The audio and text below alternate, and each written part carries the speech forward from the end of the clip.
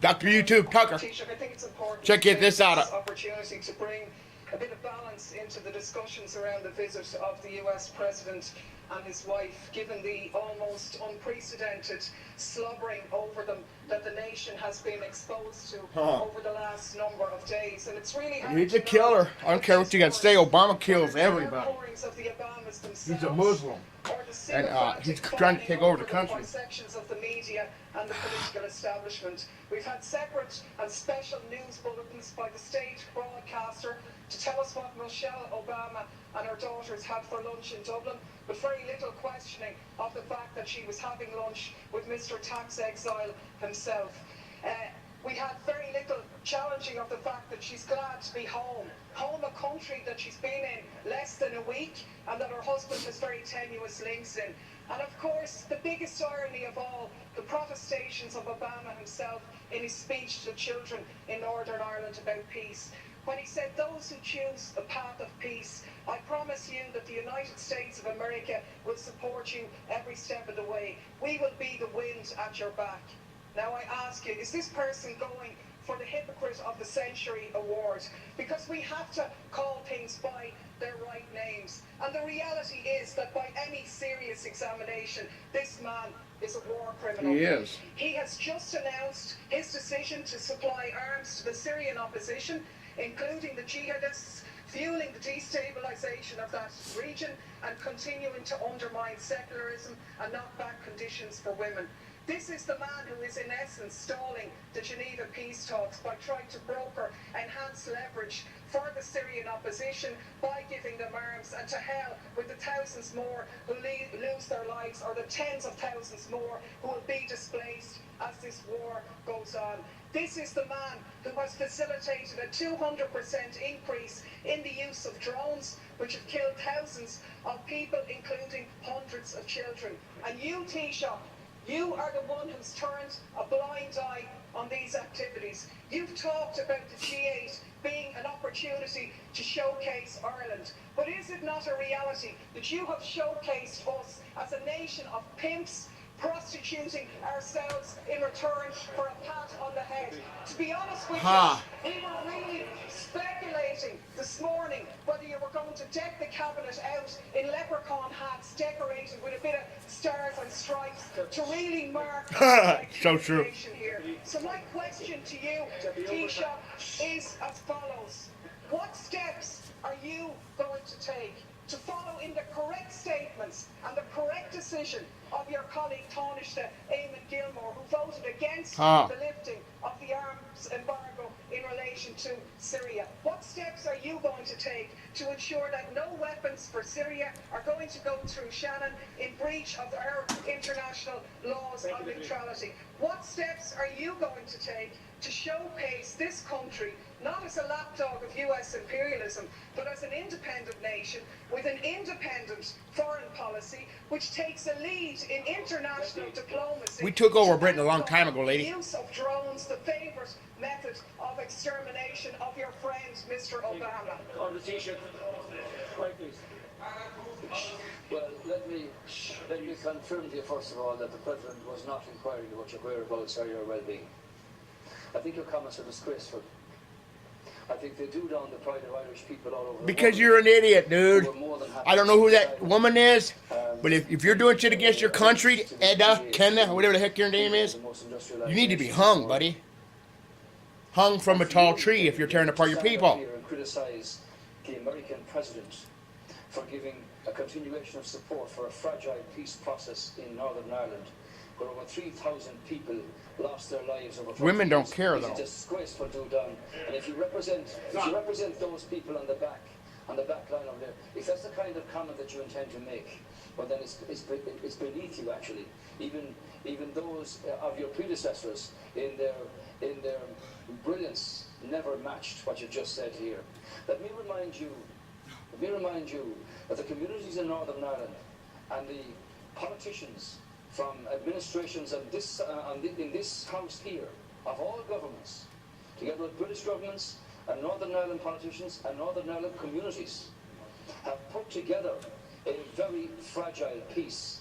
And far be it from you to come in here and criticise somebody who wants to support that process, visibly, personally, and with assistance from the United States, where 35 million Irish Americans, Deputy Daly, want this peace process to continue. And the young lady, the young student who introduced the President in Belfast, put her finger on it very well when she said, the reality is that Northern Ireland has had a past, and the reality is that Northern Ireland has a future. And that future, Deputy Daly, is one where peace in communities and across communities should abound. And it's beneath you to say that the American President should not be a party to keeping that process alive and visible. Insofar as the discussion on Syria is concerned, there was a serious discussion at the G8 summit with the members of the G8 themselves. I'm not sure whether you favour the Russian intervention here, or whether you favour what the European Union put forward, while there was division among the countries in Europe about the lifting of the arms embargo. I took a very clear position on this, which was articulated by the Taoiseach, that the embargo should not be lifted. But the conclusion of the G8 summit was that the Geneva peace talks should take place. Nobody wants to see wanton slaughter and the exodus of hundreds of thousands of people from Syria. And far from a warmongering discussion, the situation here is what can you do to bring about discussions and negotiations that will restore, in the first instance, peace to this situation, and in the second instance, a structure that will allow Syria to continue in the time ahead without the obscenities and the humanitarian crisis that we've witnessed in the last 2 years. Deputy Daly, 1 minute. Please, 1 minute, Deputy. Thanks, Councillor. Of course, I said nothing about the Northern Ireland peace process, a process which everybody supports, but it's not one that gives you a licence to do whatever you like anywhere else around the globe. There isn't much peace in Iraq, where 26 people lost their lives yesterday. There isn't much peace in Afghanistan. There isn't much peace in Pakistan. And there certainly isn't much peace in Syria.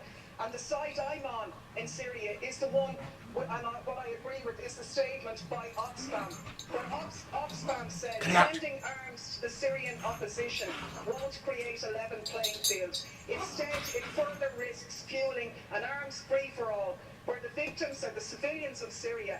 Our experience tells us that the crisis will only drag on for longer if arms are poured in. And that's in essence what the Americans have done here. I can only take from your non-answer to the question that you were asked, is that you're going to take no steps to ensure that those arms will not be sent through Shannon in breach of our neutrality. You said here last week no arms ever came through Shannon. How do you know that, seeing as no investigations take place? The reality is, in 2012, 548 US planes landed in Shannon. How do you know what was on them if you haven't examined them?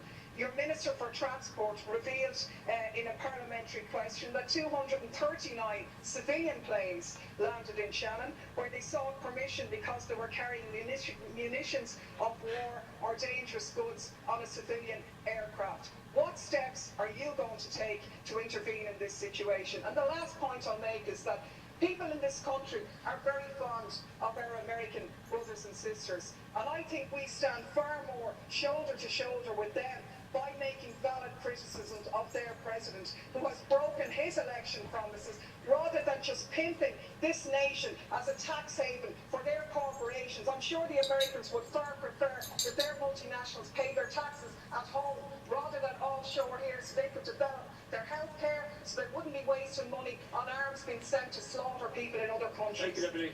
Final reply, Taoiseach. As you're aware, 100,000 American people are employed by Irish-owned firms across 50 states, and something similar here from American invested corporates in this country. The American government, and I don't speak for them obviously, have taken the view in terms of withdrawal of their troops from Afghanistan and from Iraq. There wasn't any intervention in terms of troops in Libya, and there hasn't been any intervention in terms of troops in Syria. We've never supported rendition flights through Shannon, and it even behoves you to make comments that are not true. Now, in the middle of all that rant, you seem to support the government position here, which is articulated by the Taoiseach at the Ministry of Foreign Affairs, that this country did not support and does not support the lifting of the arms embargo in Syria, because clearly with a multi opposition, very diverse factions in that opposition, these are very vexed questions.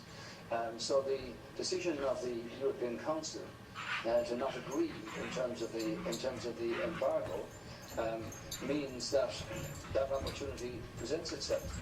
But everybody at the G8, as I understand it, was focused on getting the peace talks in Geneva underway, which might bring about some sense of solution here. Clearly, you haven't condemned the Iranians or the Hezbollah or Russians for supplying arms to the Assad regime. You haven't commented upon the atrocities carried out under President Assad in Syria at all. You seem to have a very biased view about the wanton slaughter of the Syrian people. And everybody on this side, insofar as we're party to the European Union, wants to see a structure that will bring about the removal of President Assad, but peace restored to that country and its troubled people, and the hundreds of thousands who've had to exit us across the border with nothing but their families and few belongings with them. So, in that sense, Deputy Daly, I hope, and it's the hope of the government, that the peace talks in Geneva can actually take